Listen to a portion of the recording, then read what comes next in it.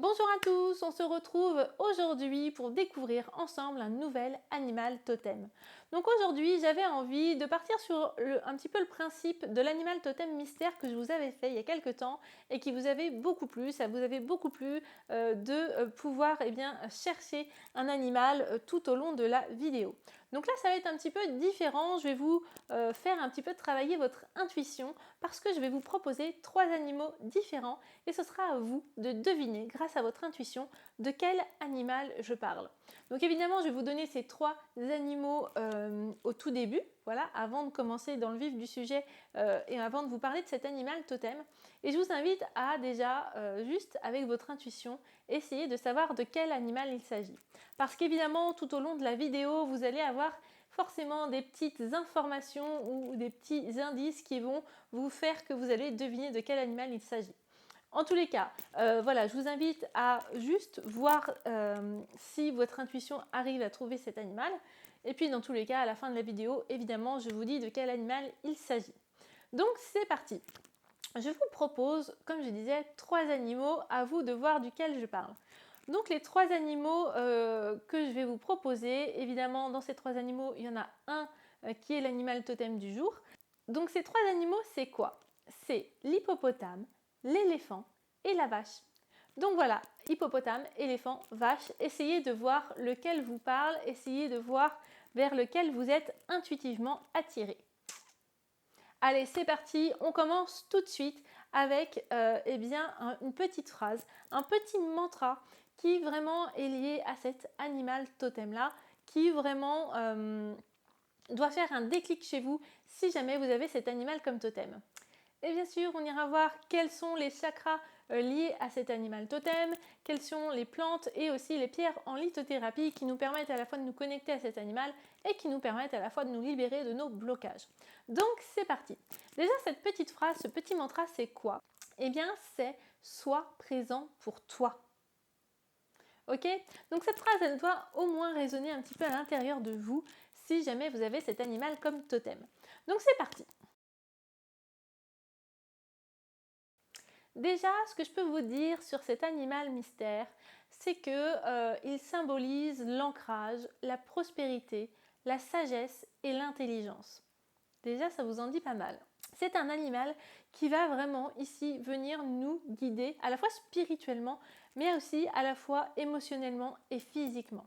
Comme je le disais, c'est un animal qui est extrêmement lié à l'ancrage et du coup qui est très lié à la terre de manière générale.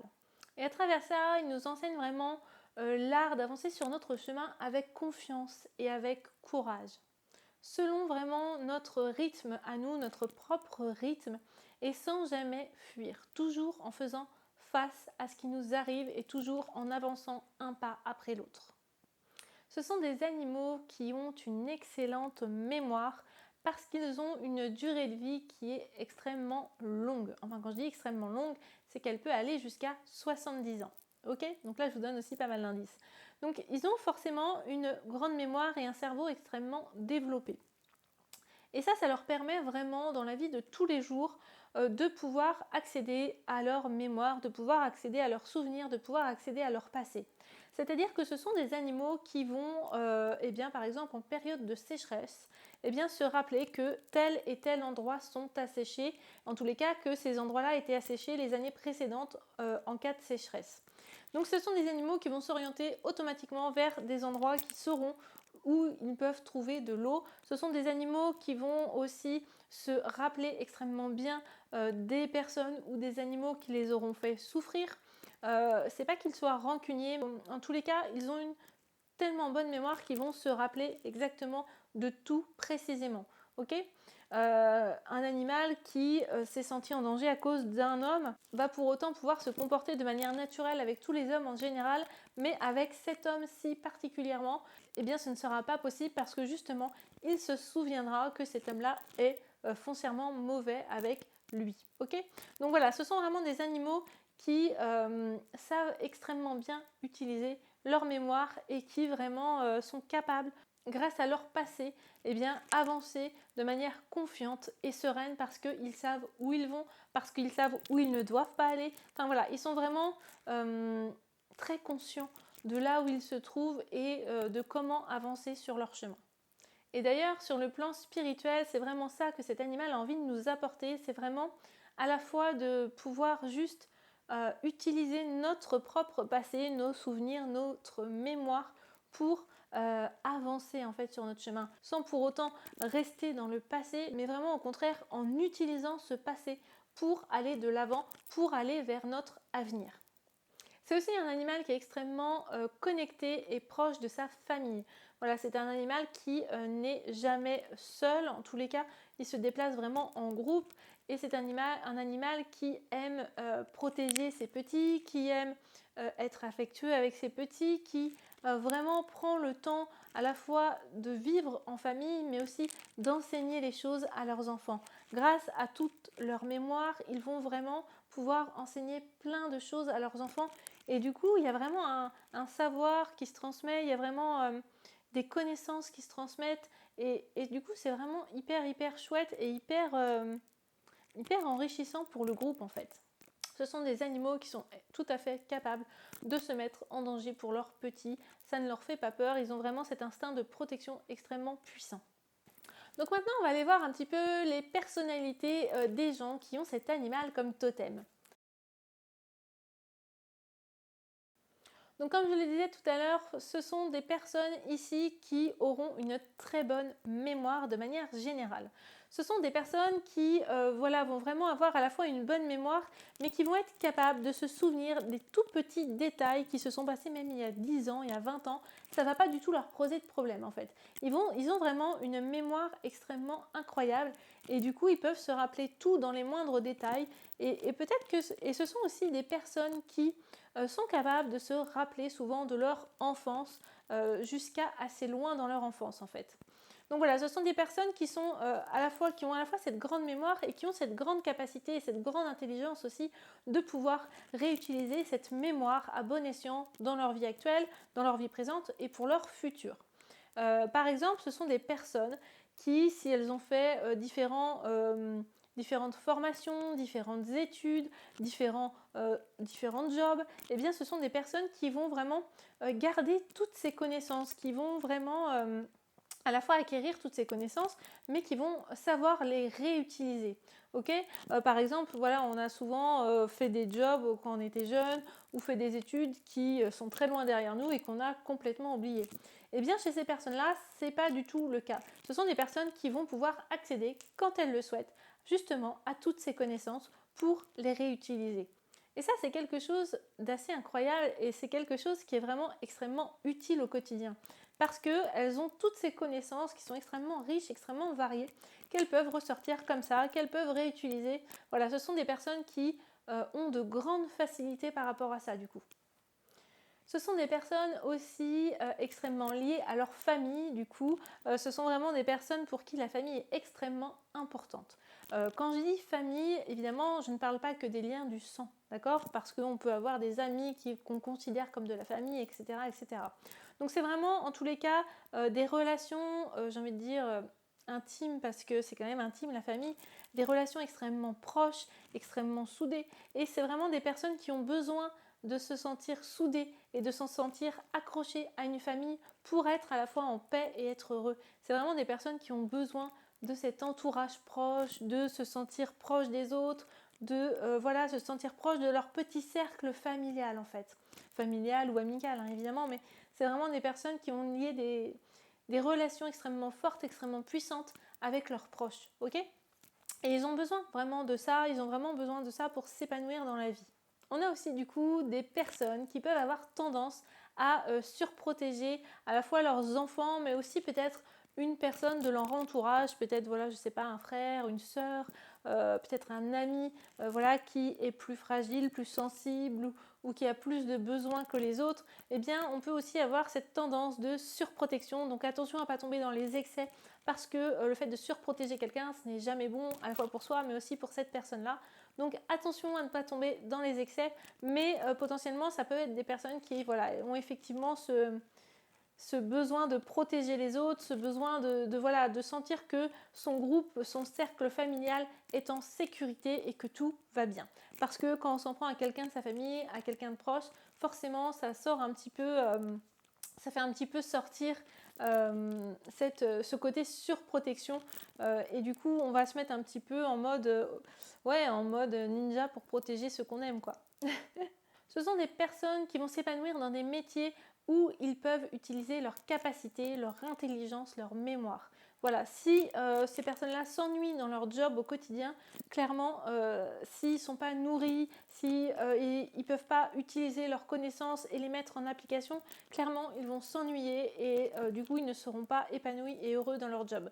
Ils ont vraiment besoin d'utiliser toutes leurs capacités, ils ont vraiment besoin d'utiliser leur mémoire, ils ont vraiment besoin d'utiliser tout ce potentiel qu'ils ont en eux en fait. Parce que ça va les emmener beaucoup plus loin, parce que ça va leur permettre aussi d'avancer sur leur chemin de vie, parce que c'est ce qui fait qu'ils sont au bon endroit en fait. Ils ont besoin d'utiliser tout leur savoir et toutes leurs connaissances pour s'épanouir. Okay, donc du coup forcément ça peut être plein de métiers différents, mais tant qu'ils peuvent nourrir ces connaissances, tant qu'ils peuvent utiliser ces connaissances et le savoir qu'ils ont pu acquérir au cours de ces années, ils seront, j'ai envie de dire, ils seront sur la bonne voie, ils seront vraiment beaucoup plus alignés avec leur job. Okay, ce sont aussi des personnes qui peuvent faire preuve d'une grande douceur, d'une grande délicatesse, bien qu'elles peuvent se montrer un petit peu parfois imposantes, bien qu'elles savent où elles vont avec confiance, elles sont vraiment sûres d'elles, mais pas dans le mauvais sens. C'est vraiment pas péjoratif quand je dis ça. Elles sont sûres d'elles, elles avancent avec confiance dans la vie. Et c'est vrai qu'on pourrait croire que du coup, tout est un peu facile pour elles, pour ce genre de personnes, que tout leur tombe tout cru dans le bec, alors qu'en fait, pas du tout. C'est juste que ces personnes-là, elles sont capables d'utiliser leur passé, d'utiliser leurs connaissances pour construire leur avenir, pour construire le futur. Et du coup, ce qui fait que c'est beaucoup plus fluide et comme elles sont alignées à leur chemin, comme elles avancent avec confiance dans la vie sans avoir des peurs ou des angoisses qui les submergent à chaque instant, c'est vrai que ça peut sembler être un chemin beaucoup plus fluide, beaucoup plus facile, alors que pas du tout. C'est juste qu'elles utilisent toutes leurs connaissances, toute leur mémoire et que grâce à tous ces accès-là qu'elles ont, elles avancent beaucoup plus sereinement dans la vie. Donc voilà, vous pouvez faire appel à cet animal totem du coup dès que vous en avez besoin, justement si vous avez du mal un petit peu à avancer dans la vie, si vous n'avez pas confiance en vous, si vous sentez qu'il y a des barrières, que ça n'avance pas de manière fluide, vous pouvez faire appel à cet animal totem là justement pour vous aider à avancer sur votre chemin avec confiance, à utiliser vos ressources, à ne pas rester dans le passé aussi. Parce que c'est vraiment un animal qui va vraiment ici nous aider à ça. À ne pas rester à la fois focalisé sur le passé, sur peut-être de vieux schémas, de vieux traumatismes, de vieilles douleurs, de vieilles souffrances. À ne pas rester coincé dans cette espèce de bulle de souffrance ou de passé. Parce que vraiment c'est un animal qui nous tire vers l'avant et qui nous permet d'avancer sereinement dans notre vie et avec confiance. Donc voilà, c'est vraiment à la fois quitter ce passé pour pouvoir juste utiliser ce dont on a besoin, pour ne pas recommencer justement nos anciens schémas, pour ne pas retomber dans nos souffrances, mais juste utiliser l'enseignement de ces souffrances pour justement avancer, pour ne pas que ça recommence. Parce que justement, parfois, on peut avoir tendance à être en boucle et à reproduire toujours le même schéma, à reproduire toujours les mêmes erreurs. Et c'est vrai, on va sortir d'une situation, on va souffler et puis en général, quelques temps après, on retombe dans le même genre de situation parce qu'on n'a pas entendu le message de ce passé-là, parce qu'on n'a pas entendu l'enseignement, on n'a pas su tirer l'enseignement de ce passé-là et de cette situation-là. Du coup, si on n'arrive pas à tirer un enseignement, en général, la situation se répète et se reproduit jusqu'à ce qu'on puisse nous tirer un enseignement de tout ça. Okay, je vais prendre un exemple concret pour que ça vous parle. Je dis n'importe quoi, par exemple une femme qui enchaîne, ou même un homme, à l'inverse un homme pareil, qui enchaîne les conjoints dans leur vie, mais qui à chaque fois se retrouve, je ne sais pas moi, avec par exemple un conjoint qui va le tromper. À chaque fois donc cette femme ou cet homme sort avec une personne qui finit par le tromper et à chaque fois cette personne-là elle ressort ensuite avec quelqu'un d'autre, et c'est pareil, cette personne finit par le tromper, et du coup en fait le schéma se répète inlassablement. Et du coup la personne peut se dire mais qu'est-ce que je fais de mal? Mais en fait c'est juste qu'elle n'a pas su tirer l'enseignement de ce que ça lui apporte à chaque fois cette situation-là. Qu'est-ce que ça lui apprend sur elle-même? Qu'est-ce que ça lui apprend sur cette personne? Ou une personne qui va à chaque fois faire de mauvaises rencontres, qui va à chaque fois tomber sur un homme qui ne restera pas ou qui partira. Eh bien pourquoi à chaque fois cet homme il part ou cette femme elle part et elle ne reste pas avec moi? Il y a une raison. Qu'est-ce que ça vient dire sur moi-même? Qu'est-ce que ça vient me dire, m'apprendre sur moi? Quels sont les enseignements que je peux tirer de ça? Quel est le message à travers tous ces schémas qui se répètent? Et en fait, ceux qui ont cet animal comme totem, ils ont cette facilité de pouvoir tirer l'enseignement, de pouvoir dire ok, qu'est-ce que ça m'apprend sur moi? D'où ça vient ce fait que je choisisse à chaque fois les mauvaises personnes? Est-ce que ça vient de mon enfance? Est-ce que ça vient du fait que mes parents étaient déjà dans ce schéma-là et que je n'ai connu que ça? Et que du coup, j'ai l'impression de devoir vivre les mêmes choses ou je ne m'autorise pas à vivre autre chose. Enfin voilà, ça peut être des millions de raisons évidemment selon votre vie. Mais en tous les cas, si vous avez ce souci-là, des schémas qui se répètent inlassablement, vous pouvez faire appel à cet animal totem justement pour vous aider à sortir de ce schéma-là et à ne pas re-rentrer dedans inlassablement. Ok ?